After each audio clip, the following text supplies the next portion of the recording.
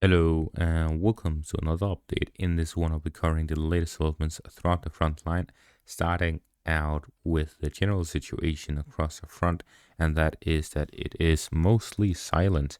We see this based on the fact that there are only two areas in which fighting is taking place, and in the direction of Robotina, there's been no actual fighting or developments in this direction. It has mainly been artillery strikes between the two sides trying to grind out each other's forces. But what we see is that there has been released a video from the Russian side showing a large amount of Ukrainian losses of armored vehicles in the direction of Verbove. So this area is right next to the northwest of Verbove by the northwestern parts right here and down to the main defensive line to the east of that location. So this road between these two locations is littered with Ukrainian armored vehicles lost over the past few weeks of fighting. We see this based on the video which was released by Russian forces. There is counted to be around 24 Ukrainian armored vehicles lost in this section of the front line. This is the results of the weeks of fighting in the direction of Verbove. If we take a look at the Colossal losses, because this is Colossal losses in the direction of the main defensive line that they have breached but not broken through, it would have been a different situation if they have broken through, but they've only breached the main defensive line. This means that the current situation is still in favor of the Russian forces because they're able to hold on to their positions. The current situation across the front is that the Ukrainian forces have managed to breach and have taken control over some of the trenches to the west of Verbove.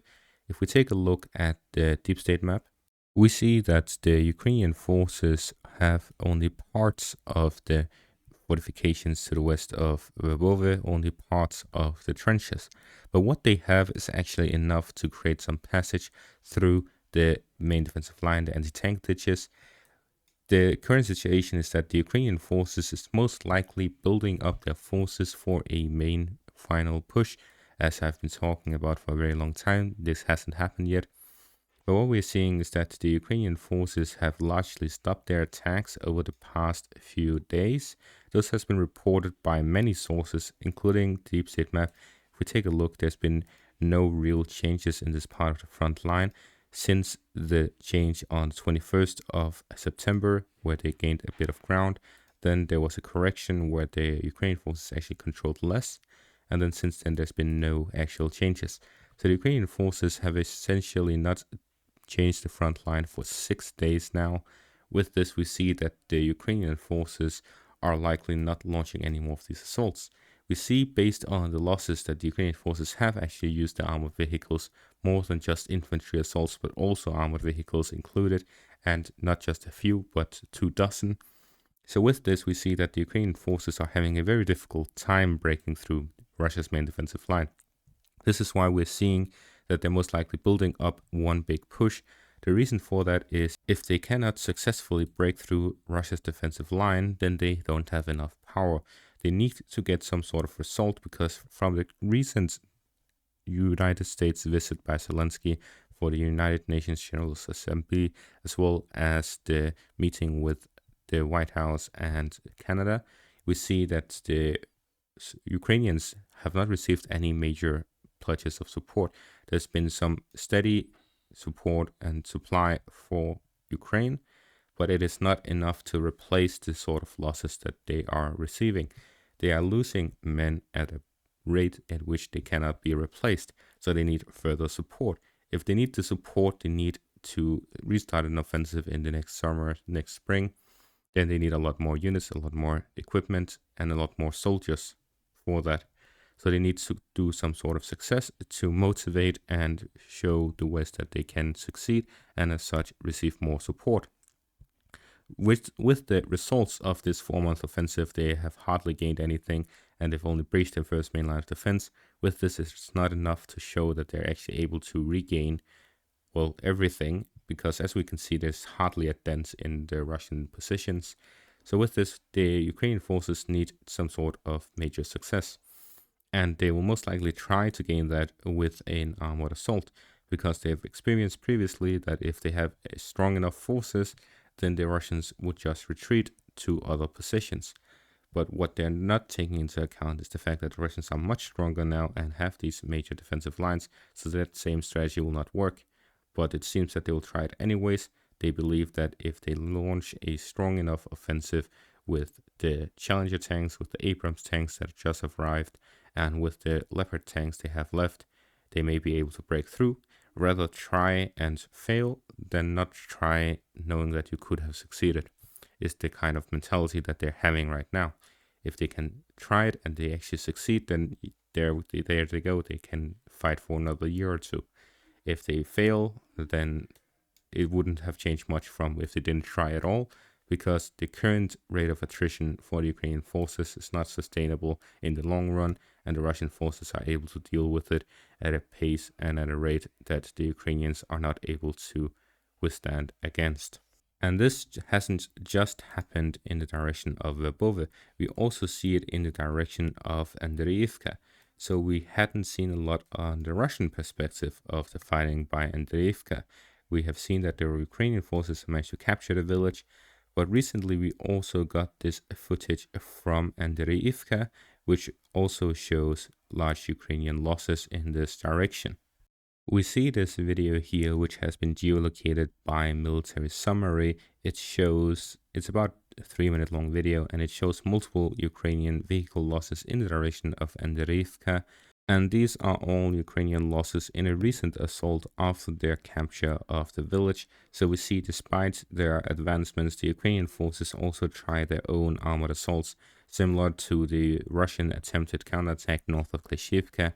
So with this, we see that the Ukrainian forces are not without casualties here either. With this constant attrition across the whole front line, the Ukrainian forces are losing a lot of units every day, similarly to the Russians.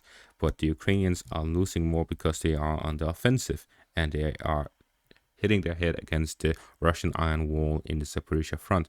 So with this, we see that the Ukrainian forces need some sort of success, otherwise they would have just shown that they have spent 4 months hitting their head against the wall for no results. And that is something that they cannot survive if they want to win this war and get enough support from the Western countries to actually have a fighting chance, because currently they do not have enough support to break through Russia's defensive lines in the Zaporizhia front, much less the ability to fully recapture all of Ukraine's territory. So as I mentioned in the previous video, this sort of push would most likely take place if the Ukrainians are able to destroy the Kerch Bridge, but most likely they'll do it anyways regardless of the assaults down there in the south.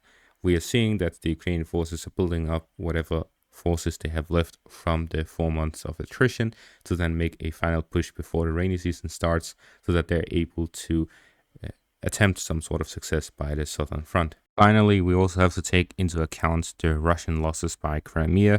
We have seen that the Ukrainians have constantly been attacking the Crimean Peninsula over the past few weeks, and we see that they've actually managed to hit a couple of the Russian fleet, and as well as some ammo depots, oil depots, and so on, communication centers, and deployment zones for Russian military.